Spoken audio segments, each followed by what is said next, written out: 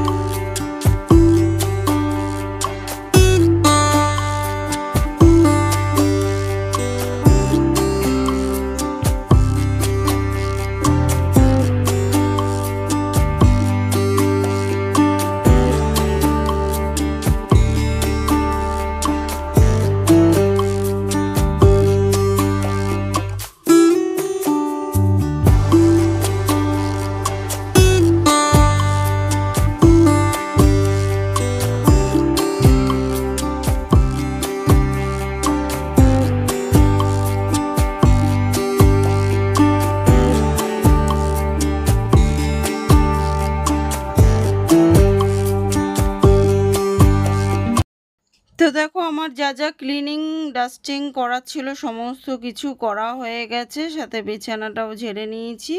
আর এখন এই যে সংসারের কাজগুলোও করে নিলাম, বাসন টাসন মেজে এখন কিন্তু কাচাও হয়ে গেছে, আমার কাচা কমপ্লিট হয়ে গেছে।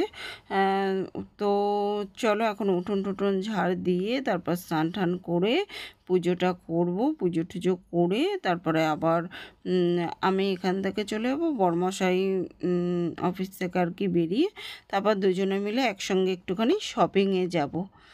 আর তার আগে যেটা দিনের সবথেকে ইম্পর্টেন্ট কাজ, সেটা কিন্তু এখনও বাকি আছে বন্ধুরা। আমার এই ছোট্ট কিচেনটাকে পরিষ্কার করা। তো দেখো, ভালো করে দেয়াল ঠিয়াল এখন মুছে পরিষ্কার করে তারপরে ওভেনটাকে কিন্তু প্রত্যেক দিন রান্নার পরে সার্ফ দিয়ে ভালো করে মুছে তারপরে কিন্তু জল পাল্টিয়ে পরিষ্কার ন্যাকড়া দিয়ে ভালো করে দুবার তিনবার করে মুছে নিই। আর একটা ঘর তো রান্না করতে করতে দেয়ালটা একটু খারাপ হয়ে গেছে বন্ধুরা, তো ওটা একটু ইগনোর করো তোমরা সবাই প্লিজ। তো দেখো, এখন গ্যাসটাকে ভালো করে সার্ফ টার্ফ দিয়ে মুছে নিচ্ছি। মুছে নিয়ে তারপরে জল পাল্টি দুবার মুছে নিলেই পরিষ্কার হয়ে যাবে। তারপর ঘরটা মুছে নেব। প্রত্যেক দিন কিন্তু সকালবেলা বরমশাই অফিসে বেরোনোর পর এরমভাবেই ক্লিনিং করি আসবাবপত্রগুলো। তারপরে সংসারের কাজকর্ম সারি, সেরে তারপরে স্নান করে পুজো দিই।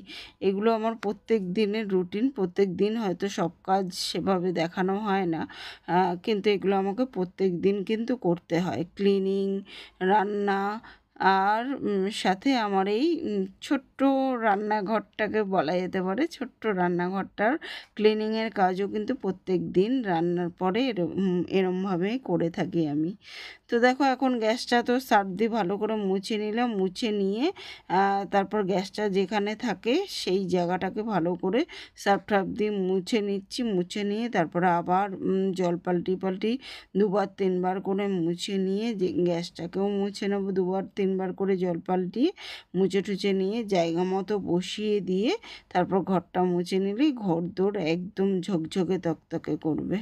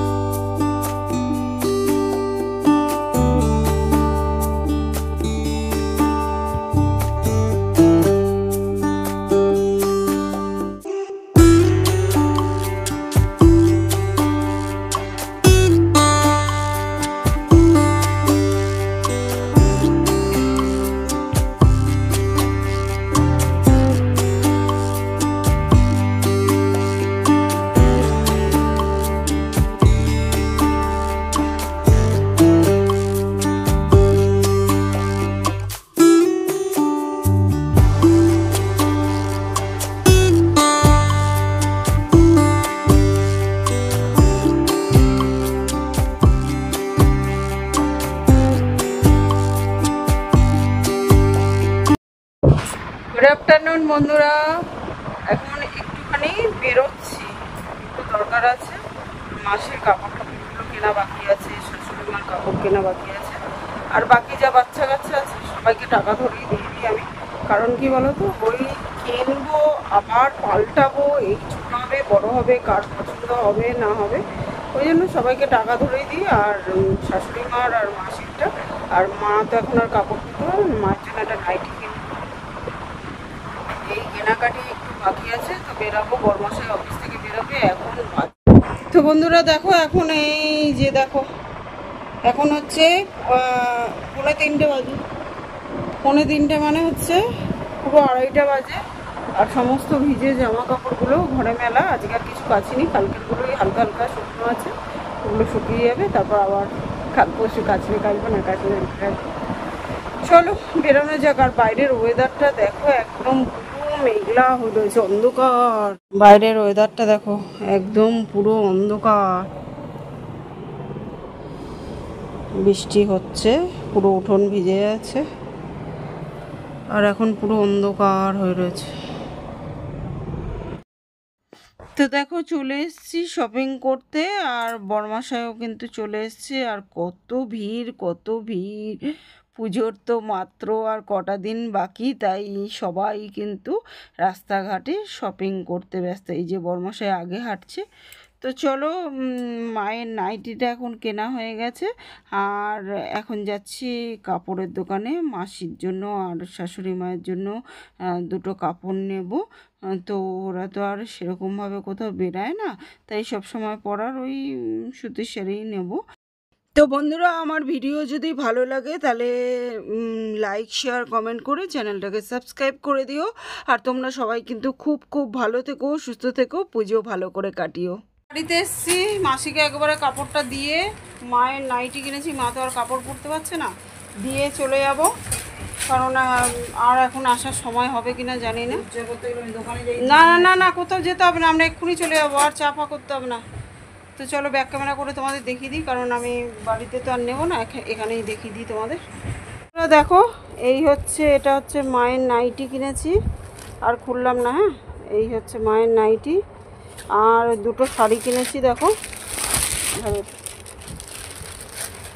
একটা হচ্ছে শাশুড়ি মায়ের আর একটা হচ্ছে মাসির।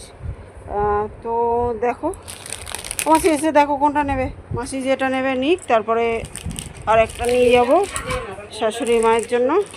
তো দেখো এই যে দুটো শাড়ি দেখে নাও তোমরা, আর এই হচ্ছে মায়ের নাইটি। এই কেনাকাটা করলাম আমরা। এখন বাড়িতে মা নেই, বাড়িটা যেন প্রাণহীন হয়ে গেছে। দিদির ছেলেকে টাকা দিয়ে দিলাম ওর পছন্দ মতো যাতে জামা কিনে নিতে পারে। এই দাও লুকিয়ে যাচ্ছে মামার মতো, মামায় ফটো তুলতে চায় না। মাসিটা হাই করো। হাই। মাসি হসপিটাল থেকে এসে রান্না করছে আর আমাদের ডিমের অমলেট করে দিল, আমরা খেয়ে এখন আবার হাঁটা দিচ্ছি। খালি মুখে যাবি, চা করতে যাবো? না না, চা করতে হবে না, মাসি খালি মুখে যেতে দিল না, আবার ডিমের অমলেট খাইয়ে এবার হ্যাঁ জল টল খেয়েছি। এবার বাড়ি যাই, মেয়ে একা আছে। চলো বাড়ি যাই, চলো ওঠো। তো বন্ধুরা দেখো চানা রুটি এই হবে আমাদের ডিনার।